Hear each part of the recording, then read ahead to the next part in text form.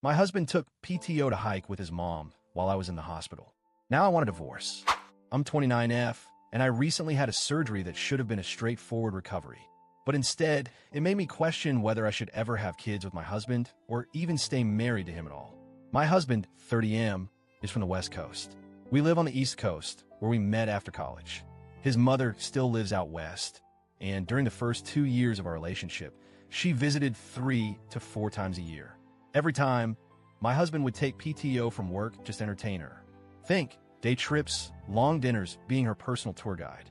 At one point, I asked him, "When are we going to use your PTO to take a vacation for us?"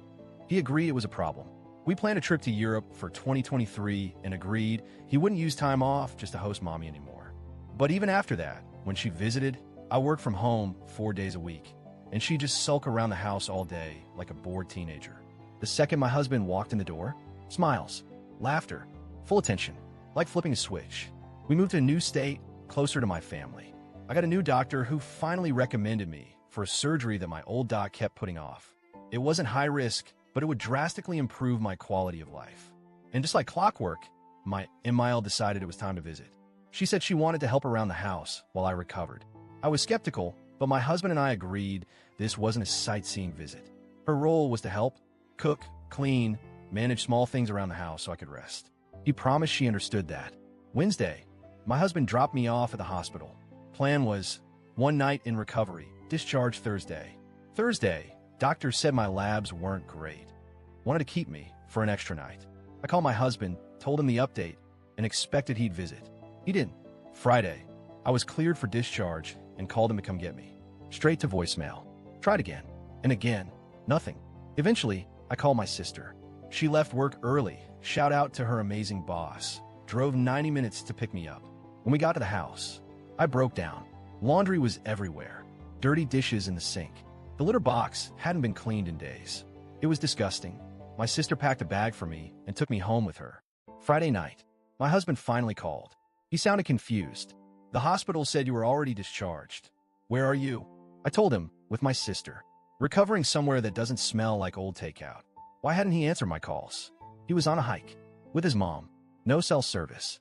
So yeah, he took PTO again to hang out with his mom. The same PTO we agreed was supposed to be for us, and abandoned me after surgery. I told him I wouldn't return home until the house was clean and his mother was gone. He said I was overreacting, that his mom just wanted to explore our new city, and that I was stuck in the hospital anyway. No apology, just excuses. Update 1, later that weekend. Thanks to everyone for your support. Honestly, I didn't think I'd get this much clarity from strangers on the internet, but here we are. I had long talks with my sister and my best friend. Both said what I was afraid to admit. This isn't new. This is a pattern. I've been putting up with it for too long. I texted my husband. I'll be staying with my sister until we have a serious conversation. Therapy is on the table, but only if he's willing to do the work. His response? Silence. For almost a full day, Emile eventually flew home. She didn't help around the house at all. Just had herself another vacation. Update 2, midweek. Husband finally called. And oh boy, still so defensive. I didn't know the surgery was that serious. I thought you'd want space. I didn't think you'd be this upset. I asked him, do you think what you did was acceptable while your wife was in a hospital bed? He went quiet. I told him until I see real change, I'm not moving back in. I've also started therapy. And I called a lawyer, not to threaten him, but to educate myself. I need to know my options. Update 3, 1 week later. The lawyer was incredibly helpful. I'm not filing yet, but I'm not flying blind anymore. Husband finally agreed to try couples counseling. We booked a session. I'm not holding my breath, but I'll go, if only to get closure. Truth is, I already feel myself pulling away emotionally. And I realized something huge. I don't want to spend the rest of my life begging someone for basic respect. Update 4, the final straw. Night before our first therapy session, he tried to reschedule. Guess why? His mom won a long FaceTime call. Yep, again with the mom. I told him, I'll be at that session, with or without you. He said he'd try to make it. At this point, I'm already done. The therapy session isn't for fixing the marriage. It's for giving myself permission to let go. Final update, 2 weeks later. We did the therapy session. He showed up late, barely participated. The therapist asked him, what did your wife need from you during surgery? He couldn't answer, and that was it for me. I told him I'm separating. I found a temporary place to stay. We're sorting out logistics now.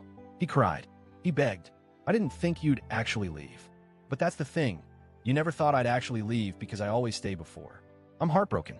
I'm tired. But mostly, I'm relieved. Because for the first time in a long time, I'm not begging anyone to choose me.